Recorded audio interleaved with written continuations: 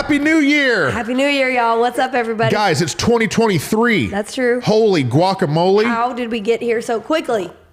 Dude, do you remember when it was 2020? No, do you remember when it was the year 2000? I do. If you were alive in the year 2000, comment. If you were not, don't comment because then we feel old. That's right. Do you know how they did? They had the Y2K scare. Y2K. My church, every year we would have a New Year's Eve party, like with our youth group. Yep. And we would do like all the different things, go to different places, locations. It was just like a good babysitting for the parents. Yeah, a bunch of people making out in the choir room. Exactly. And on the year of 99 to 2000, Y2K was this scare. One of my kids asked me about it the other day. What did Y2K even mean? They thought that when all the computer clocks reset from 1999 to the 2000 that they didn't have a program right, and they thought that all of the world was going to turn off, that all the computers were going to break. All the computers of the world. Because they didn't have computers back in 1900, I guess, right? And so they thought it was going to, set the world back. Everybody had water. They were storing up all the things. My mom filled up our bathtub full of water. Same at my house. And my dad had me go fill up my truck with gas. I remember sitting on the couch with my family because they canceled our youth thing. They were like, we're not going to have all the youth out and about when the world ends. When all of this catastrophe happens. They thought all the electricity was going to go out, all the water, all the things. And so I remember like 5, 4, 3, 2, 1. And it's like anticipating this like explosion that never happened. Nothing happened? No. I was over at my friend Jono's house. Shout out Jono. And somebody threw the breaker in the house. Oh, okay. And so like the breaker went off. Did something happen to you and Y2K? I don't remember if it was me and him that did it or if it was his dad that did it. I don't remember who did it.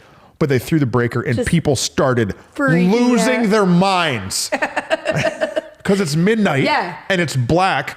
And everyone's terrified. And you're in Flint, Michigan. Right. And so it's freezing cold and you're like, we're going to die. Yeah. And then they turn the things back on. You were having that, what was that movie? Oh, dang it. Where they just kill all the people one night a year. The Purge. The Purge? You were scared you were going to have the Purge. Whitney, I don't watch The Purge. I never have either. That's why I don't all the way know the premise of The Purge. Is they just murder people. Okay, guys, it's a new year. We're so glad that you're here with us. That's true. The Tug of More. Listen, we're just a conversation between two friends. That's right. Where we talk about this idea that we know we're called to something great. That's true. That God has something more for us. And there's a tug, a tension. That's right. A pull. There's a fight between... Go. From where we are. That's right. To where we want to be. Yes. And so the tug of more is just that tension in between. And that's where we are. That's where we live our life. And so we talk about it here and what it looks like. And so with it being a new year, guess what that means? That means that we've all made some New Year's resolutions. Probably. Now, whether we've made them and like written them down and made them official and posted them on the gram or not. Yeah. We've all made some. Do you have any New Year's resolutions that you are? I have one. You do? Okay. Yeah. No. I want to start posting on social media at least once a day. Once a day? Yeah, once a day. Okay, that's good for you. Because when's the last time I have went to Cabo. I've had multiple Christmas parties with our staff and family. We've had Christmas services. Yeah. We've literally renovated our whole building. Yeah. And I haven't posted in a month. This is true. I haven't posted nothing. You know how many amazing places I should have been that I should have made a post? Yeah. And I don't know why. I guess I don't care. No, you don't. You are notoriously where you are when you are there. Yeah, so I'm fully not with my phone. So whenever, all the time. I actively have 78 unread text messages. Rachel will text me and say, are you with my husband? Will you please tell him to call me? Because wherever you are is where you are. And I have that a little bit, but you have it to like an extreme. And I think that a good goal for you would be to do stories. Is stories better than posts? Stories is what people watch more of probably. That will get you in the practice. Do you know what I watch on social media? What? Jeeps for sale. Yeah, I know. On Marketplace. This is you why are on Facebook Marketplace the most. Yeah, I'm on Instagram watching people drive vehicles I can't afford. But starting with posting a reel you're just gonna quit. This is the problem with New Year's resolutions. We make New Year's resolutions about things that are usually opposite of what we've been doing. And then we have all this hope and expectation that we're going to do them.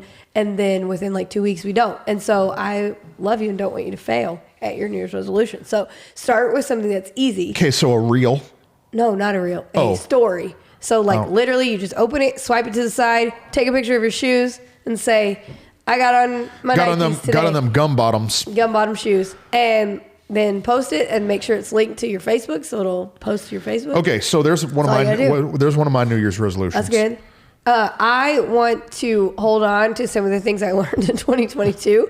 And I think that's a big one for me is like, I'm learning to let go of FOMO. I'm learning to, not be a people pleaser, but to be to say yes to what I'm supposed to say yes to and no to what I'm supposed to say no to.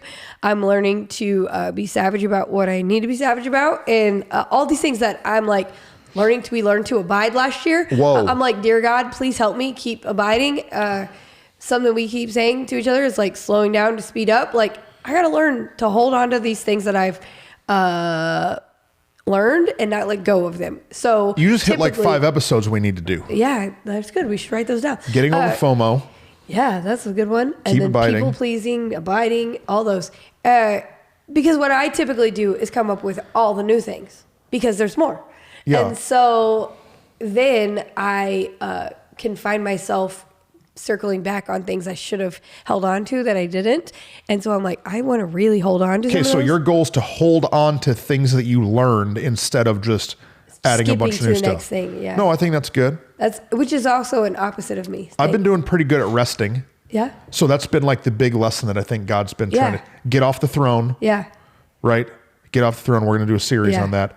Abide, which abide just means keep having a relationship with Jesus beyond like reading the Bible as a prop for my teachings and oh crap moments. Yeah, not just praying and oh craps, and then rest. Yeah, those are what I really want to hold on to, and then I want to post on social media. That's good, but only because the reason I want to keep posting on social media is because I don't want to just become an old man. Yeah, you want to. Because if I don't do it, then there's going to someday be a gap that is beyond my comprehension ability of learning, and then I'm just going to be old. What is the gap for the young people is that they don't understand Facebook. They don't know how to do Facebook because apparently Facebook is old and Instagram is new and then TikTok. And so what you're saying is true that like if we just hold on to Facebook and never learn any of these new things, we're just going to be old. Yeah, but I was told, our staff told me I can't have it TikTok. Yeah, I don't know. You can't. Why is it? It's a bunch of boobs? Yeah. It is? Yeah, absolutely. 100%. A bunch of inappropriate content, and so they just love you and we're trying to protect you. But I mean, you probably could have one. No, I don't want that. You just have to only post on it, not look at it. I don't know how that works. I don't know. I got to always be unfollowing people on Instagram. Yeah, this is. Or wait, not unfollow. That's right. I don't want to see this. Oh, that's on Facebook. Please don't show me this content anymore. Please don't show me this content. That way they don't know. Or else I'll start looking at this content. You're ridiculous. Please don't show me this content. Remember one of our conversations we just had about being vulnerable? Yeah, exactly. So new year. Yeah, new year. People always say new year, new me. But maybe just what you're saying is actually genius. Instead of a New Year's resolution, what about a last year keep it going illusion? Yeah, right. Like I'm just like, so often I jump to like, oh yeah, now I'm going to do this. And it's like, wait a minute, you didn't ever finish the thing. I am perpetually great at starting all the things, but then finishing them. You know what people need to do? What do they need to do? They need to do what you just said. What? They need to take a minute and think about all the lessons that they were trying to learn last year. Yep. And then instead of looking only at like all the 90 million ways that you should be better than you are. Right. Look at the lessons that you've been battling to actually hold on to. Yeah. And learn to be content right now in 2023. Oh, dude, that episode was money. That was contentment. Good. Contentment is the most more. Is the most more. The amount of times you've said that since then. It changed my life. It's wonderful. I know. We changed our own lives. Well, actually, look back at what you've learned. Yeah. And then try to drive that groove deeper. No, I think it's really important. So for me, I'm trying to learn how to rest more. And so what I have now done is I've implemented a Sabbath day. Yeah. So I force myself to take Fridays off. Yeah. Even if I'm not all the way comfortable with doing that. With doing it yet. Yeah. And so I wrote on my mirror in my office, the gift is in you. Yeah. Because what I want to do is I want to keep working on my message. I want to keep honing it. But like there's a point that it's like, hey man, the gift is in you. Trust the gift is in you. Put the shoes of peace on. Calm the junk down. Take Friday off. So I've been taking Friday off. And so I'm going to keep doing that. But do you know what I want to work on this year? What? Is I want to figure out what to do on those days. There you go. See, that's what I was going to say. So like it's the same thing plus. It's like but adding there's to more. what you've... That's right. I want to keep tugging into more in that direction. Finding, that's something I want to dig into too, is like, what does Sabbath actually mean? But finding pleasure in the days that we take off, or the days of rest, is not just laying on the couch. It's not just not working, but it's instead finding pleasure in moments and like with people and with time and with energy. And what does that look like? I think that's a beautiful one. That's something I want to get better at for sure. Is like, okay, my time off, how do I hone that well? How do I really recharge? How do I really feed my soul the right way? And so, yeah, I love that. I'll tell you a New Year's resolution that you should put in. What? Get your butt to church. Oh, yeah. Not me, because it's my job, so I'm already there. But, I got to learn to get my butt out of the church, but people need to get their butt to church. I invited a guy for Christmas. This freaking dude. He's not watching this. No, he's not. I could say his first and his last name and put his picture up, and he would never even know. I've been inviting this dude to church for a decade. True. He came, his life fell apart a couple years ago, and so he came like for a while, for like 6 weeks in a row, and made a bunch of posts about how I'm the greatest thing, and so I've been inviting this dude. How you're the greatest thing. That was a problem. Not Jesus. That was a problem. And so, love you, but he was going to come. He's been about to come for the last 3 Christmases.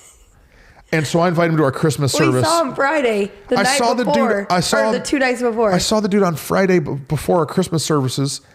And he's like, I'm going to be there. I'm going to bring my girlfriend. I'm going to be there. I'm going to be there. Pastor, I'm going to be there. He texts me Sunday night. At 9 p.m. At 9 p.m. and says, where are y'all? This man owns multiple businesses. This man is wealthy. He is a smart human being. And he thought that our Christmas services were at 9:15 and 11 p.m. And so do you know what he says? So first of all, he's like, man, I said night. I'm like, no, you did not, dummy. You did not say you were going to come at night. No, he said you told him. No, it's stupid. He said you told him it was at night. So do you know what he says to me? What? He says, well, I'll make it next Christmas. Okay. And I said to him, well, hey, dude, you know we have church every Sunday. You don't have to wait 365 days to come and hear about Jesus. True. That's true. Makes me so mad. You want to know a post I saw that made me mad?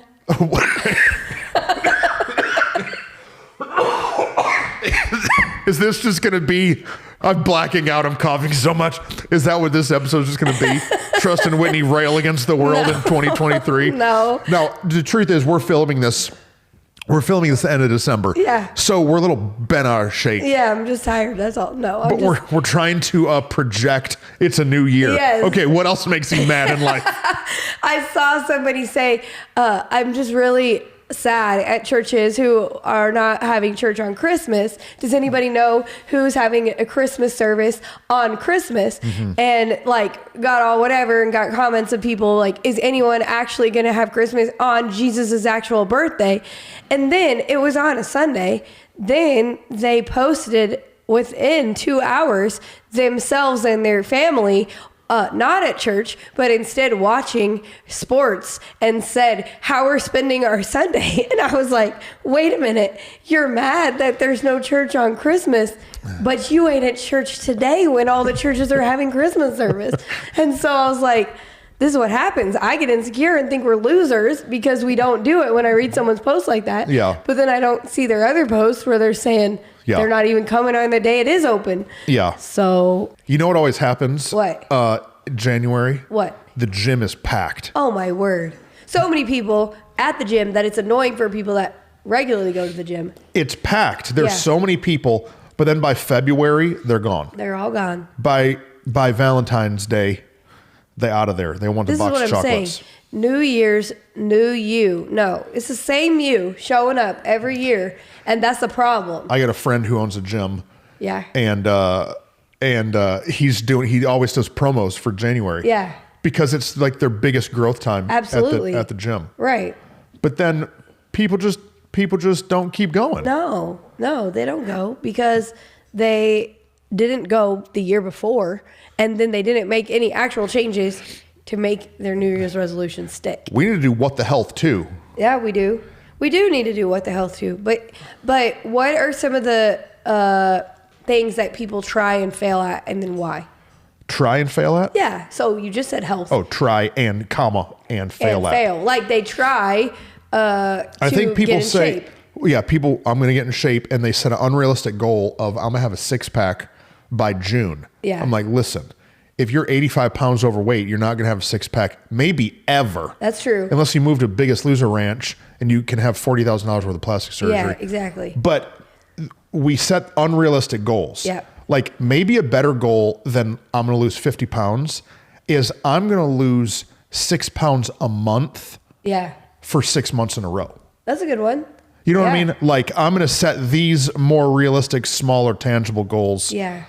Yeah, I love that. No, I think it's good because I've seen people, I'm not going to spend any money, unnecessary money in 2023. Well, those are like giant, vague goals that are not very specific. Yeah. How about I'm going to set aside $75 a week of or I'm money going to make a budget. Yeah. I'm going to build a budget. That's a B word. I'm going to build the budget and stick to it. Yeah, and actually follow it. Yeah, no, it's true. I think that what we have to do is look at who we are and where we want to go.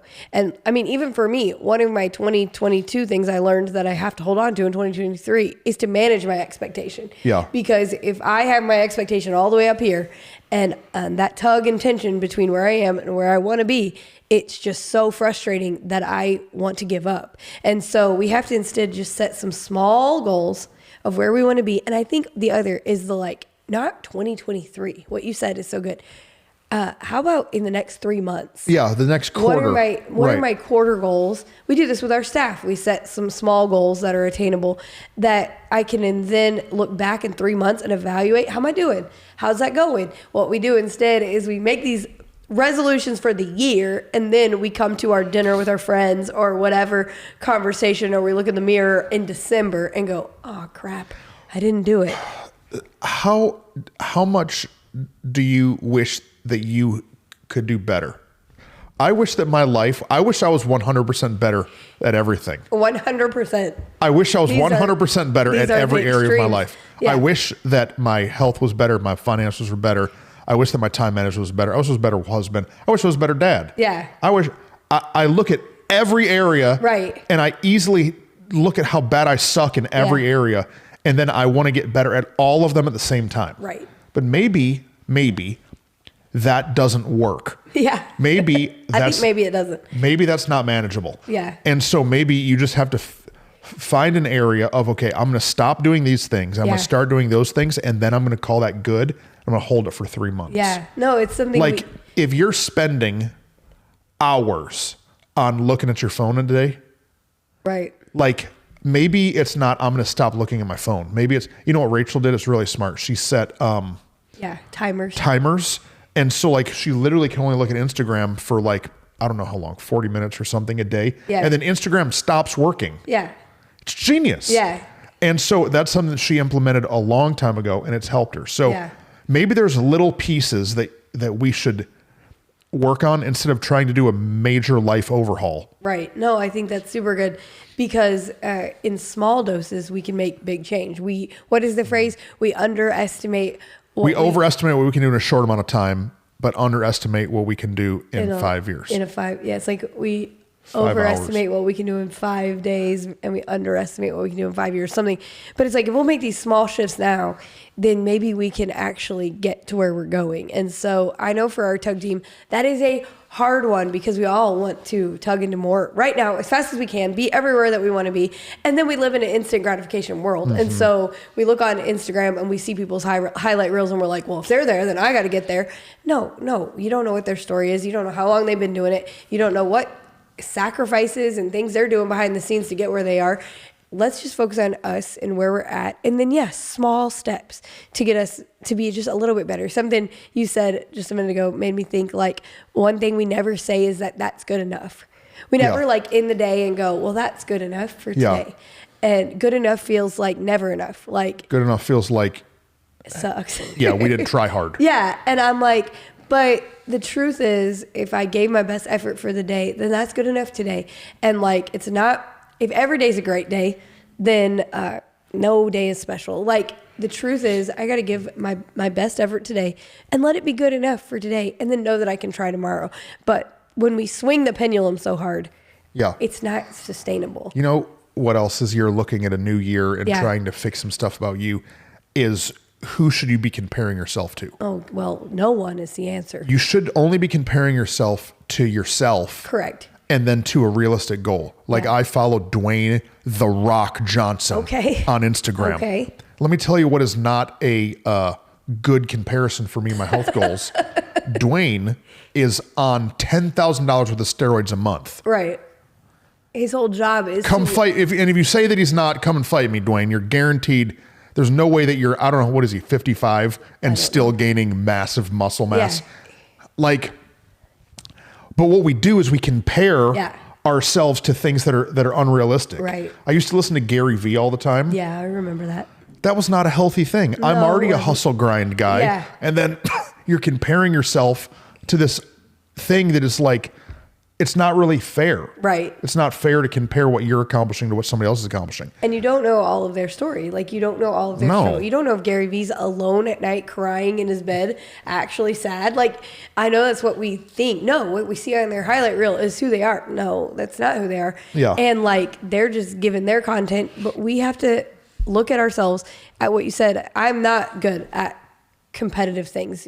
You've seen me in staff, like, what are they called? Staff. We did a challenge once where you had to build a tower out of spaghetti and marshmallow. Yes. And Whitney, I don't even know what happened. I wish I would have videoed it because it was the most embarrassing meltdown of a person I'd ever seen. Well, the dynamics that were happening in the room was like, if we had to video that and have someone to choose if they were going to keep you on the staff, they would tell me to fire you. They would have fired me. And yet, I'm one of the greatest people to have on your team. Got to encourage yourself. One, at all times, but two, in an emergency situation, I'm good. But it was being timed and then being in competition with people that I was vastly working really hard to not have them be in competition with me. And so I'm in competition and I'm being timed. These two things together for me are my kryptonite. And it was like meltdown city. And so for me, I found that I cannot compete. I don't want to. I can't. It doesn't work for me. But the only person I can compete with is myself and like where I've been and what I want to accomplish in my life. And so, but again, without getting myself to this place of like unreasonable expectation, but just going, have I grown at all today from 3 months ago? Yeah. Okay, good. Okay, well, what's next for the next 3 months that I can focus on for me to make me better than I was yesterday, not than anybody else? Yeah, and the way that we help do that, I talked about a message a couple of months ago. We set standards. Yeah. That we did a message, I think, called The Consequence of Sin. Yeah. Like kind of a heavy idea. Right. But I landed the plane that week and talked about how we just have to set a standard in our life. And when you set that standard of like, okay, here's how I'm going to get better. Yeah. I'm not going to install that person's standard. I'm going to install my standard. Oh, that's good. And this standard's going to help me make progress. Well, and so like for us, we don't need to install the standard of going to church. We work here, we go. Yeah. But like maybe you need to install the standard of you're going to say, you know what, I'm only going to miss service once a month. Right. I'm just going to miss once a month. Yeah. Well, that's I mean, for some people that is a great goal compared to where they've been. Yeah. Yeah.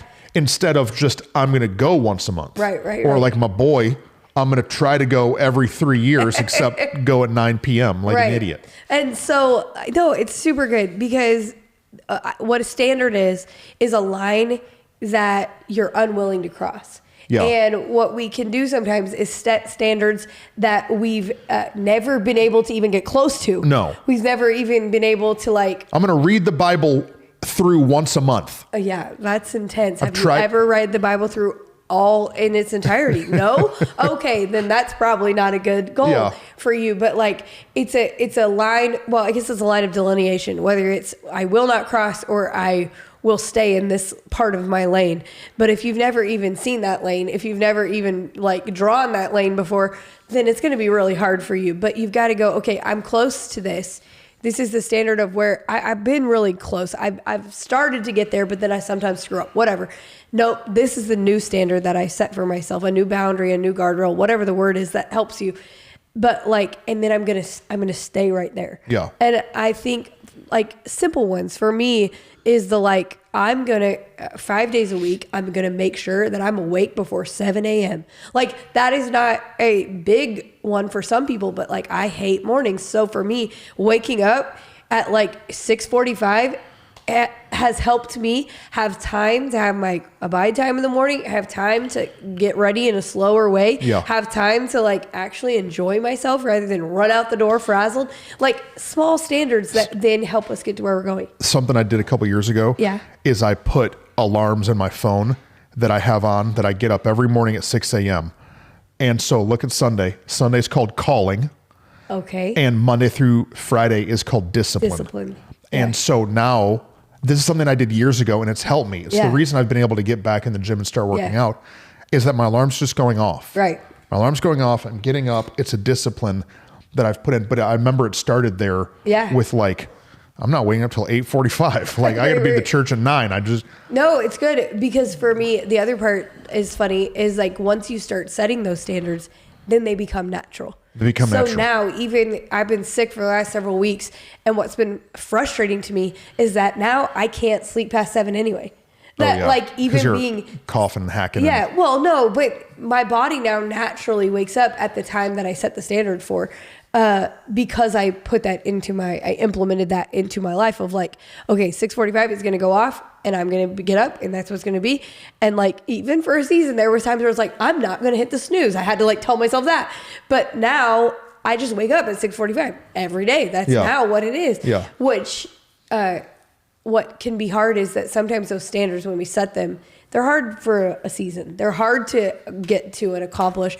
If it's going to church once a month, or only missing once a month, that there's going to come a day when you're going to have to make a decision. Do I want to hold on to my standard or not? Because this sports event or this thing or this brunch that I want to go to or whatever. I'm just in bed. Yeah. Or I'm tired and I want to sleep in. We had a late night. You're going to be faced with that and you're going to go, crap. But then what's funny about it is once you build a habit, that becomes your new habit. Yeah. And that then allows you to step into the next. Yeah. That for me is only possible when I reverse engineer things. Yeah. And so we set a goal, but we don't reverse engineer the goal. Right. And so for me, the only way that I've consistently been able to be in the gym on a machine at 7 a.m. is by getting up at 6. But the only way I get up at 6 is, what I used to have for a lot of times is a 10 p.m. alarm. Oh, okay. So like I'm going to bed. Actually, I had at 9:30, and 9:30 was the turn the television off. Okay. No matter, I would be in mid episode of something, and 9:30, turn it off. Yeah. Brush my teeth, night routine. Right. I'm in bed by 10, and until I could force my body into the bed at 10, I would never wake up at 6. No, it's really good. But that's all reverse engineering of, okay, well, when are the kids in bed? Right. And when's dinner time? Right. And when am I going to get home from work? Like, yes. No, it's we set these goals for ourselves without setting the on-ramp. No, right. And then we wonder why we fail. Well, and without fully analyzing what you're saying, reverse engineering requires you to look at it in reverse, to look at it forwards and backwards. Yeah, you're going where you're going, but what's going to trip you up and pull you back? Yeah. And like, so for a budget, it's funny because we'll build budgets, but then I remember one time listening to a Dr. Phil episode with him and his wife, and they were talking about the budget, and it was like, if it's not on the budget, then she has to call him for everything or whatever.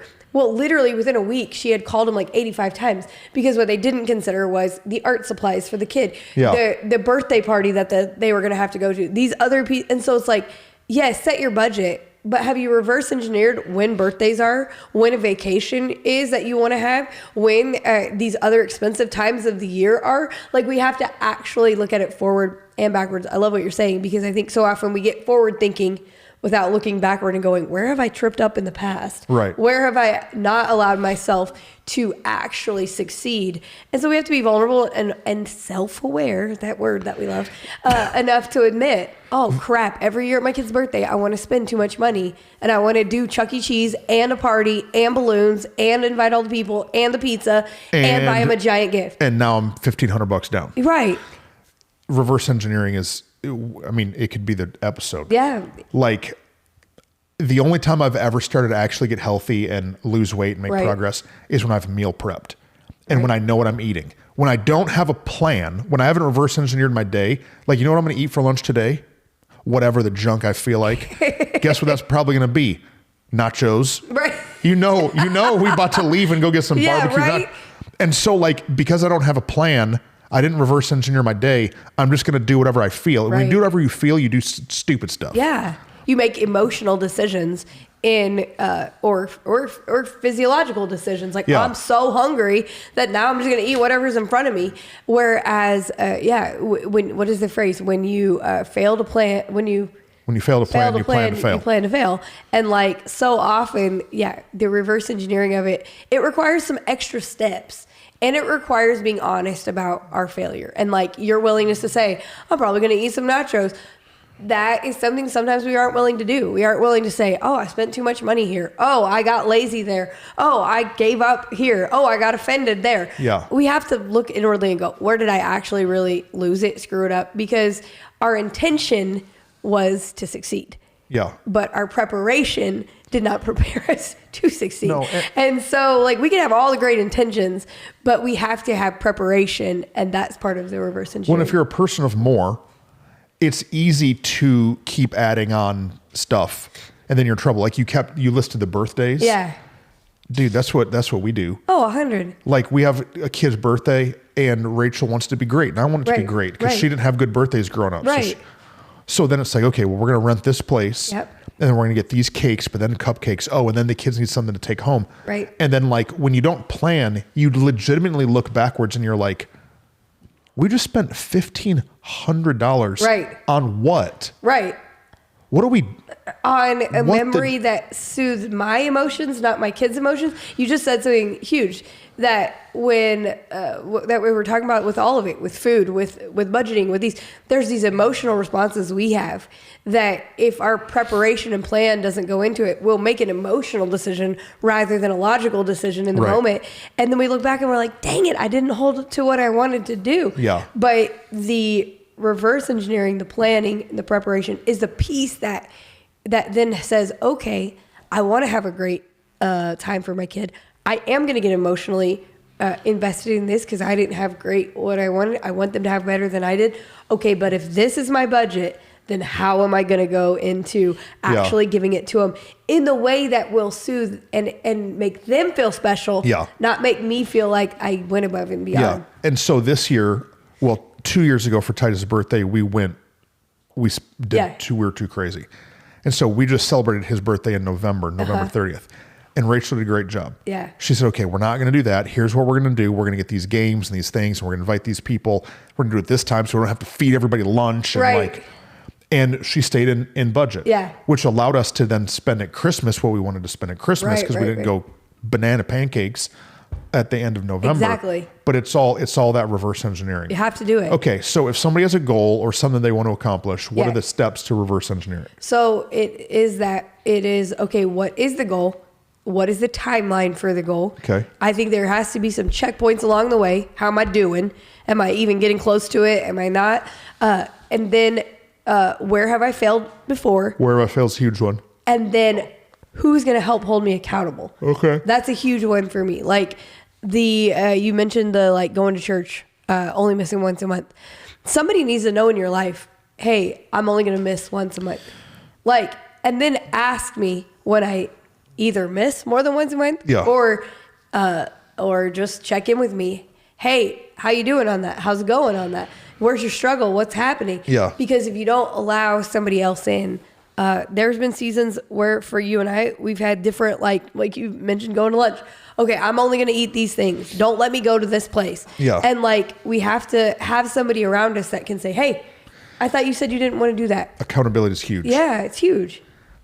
I had a business idea. I don't even know if I should share it because it's great, but I'm never going to do it. Okay. Well, so should I just share it? Yeah. I had this idea years ago, and I really got a guy who's trying to help me build a website to do it. It's a weight loss accountability program. Here's what you do. Okay. So we start this. We'll start it. Okay, let's start it. We start this business. Starting it so we're starting a business. Now we're going to patent it somehow. We start this business. And so what people do is they set their goal of weight loss. Yeah. And they email it in. And along with their email in of their weight loss goal and their timeline, they also have to send us a picture of themselves in a swimsuit. Yeah. We don't show it to anybody. No. So, and you have to send us the email addresses of 10 friends. And so then, so you say like, in the next 6 months, I want to lose 30 pounds. Okay. And in 6 months, if you don't lose 30 pounds, we're going to send this photo of you in a swimsuit to these 10 people. Yeah. And we're going to post it on our website so everybody can see it. And it's, if you reach your goal, we don't send it. So it's success through blackmail. It's success through blackmail. Okay. But if you get to the end of the 6 months and you don't make your goal, you can pay us $1,000 and we won't send your blackmail photo out. This is definitely blackmail. So now you're either, but think about how hard you would stick to your goal. You're either going to lose $1,000, yeah, or I'm going to raise money to pay the mob so that I don't get my photos. Or you're going to send your photo to 10 friends of you looking like a slob. Yeah. That's genius. That's actually wonderful. But I don't know if anybody would do it. But it's accountability. It is. So I tried to do that to my own self personally once. I emailed 10 guys and I said, here's the thing. And I went to a friend and I took my shirt off and I had him take my picture. And I told him, I want you to email this photo out. And he was just nice and didn't do it. He didn't do it? No, he didn't do it. It's too nice. He's not me. Yeah. I'd have emailed out and joked around. You told me to, so I'm doing it. That's really funny. How about that for an idea? No, that's a great idea. But that's forced accountability. But what if you just, instead of doing it blackmail mob mentality, you just went to people that you love and said, hey, here's my goal. I keep spending too much money at Starbucks. Right. I keep, not just you, but I see everybody walk around with a $5 cup of coffee. So when you see me, ask me, how many have you bought this month? Or no, it's really good. Help me. Help me. Help me not fall into those same pits, traps, lies, and betrayal. Exactly. Come on, somebody. No, it's so good. And like, it has to be the right kind of person that you want, that you know loves you and has your best interest in mind. What? Left at Easton. Easton is dancing to the rap. Easton's ready to go to sleep. Oh, he was falling asleep. The good part about the accountability that you and I have is that I genuinely know when you ask me, you're caring. You're not going, hey, you're failing. Yeah. You're going, hey, I want you to succeed. Yeah. So you've got to find people that you know will help you succeed, and then actually, let them in. And don't get pissed at them when they ask the question that you've asked them to ask. It's good. Because we get pissed at sometimes when we know. How dare you hold me accountable for you wanting me to be accountable? Right. It's absurd. Okay, guys. So here's what we want you to do. Right. We want you to turn this off. Don't click on another one. Nope. Get a piece of paper. Open a note in your phone. Go get one of them old school yellow legal pads. Yes. And here's what you're going to do. You're going to write down the things that in 2022 that you were trying to learn, that you felt like you made some progress in. Write those down. Dump list. Yeah. Brain dump. Get a couple of those and say, okay, this year, in the next 4 months, what do I want to focus on getting better at? Yeah. What do I want to hold on to? What do I want to drive deeper? Mm-hmm. Okay. Then you pick your, what's max? 3 things. 3 areas. More than 3. So for us, we said rest. Yep. Abide. Yep. And we've both got some fitness goals. Yeah. Okay. So you're going to look at those and then reverse engineer how to take the next step. Yeah. Take some time. Okay. How do I actually, when do I need to go to bed? What do I need to stop spending money on? Who do I need to get accountable with? Reverse engineer it. And then I promise that by the time that we get to May, you're going to be super proud of yourself. Yeah. Yeah, be willing to write down some of the places where you failed before, some of the pitfalls that have caused you to trip up. Because if you'll look at them and actually stare them in the face, then when you start to face those again, you'll be like, nope, I'm not going there. And then, give yourself grace and then give yourself checkpoints. When am I checking back in? When am I looking at it? Who am I going to tell if I'm failing or struggling? And we'll see it. It's going to be good. We love y'all. Happy New Year. Happy New Year. See you guys. Let's go get some nachos for lunch. Let's go.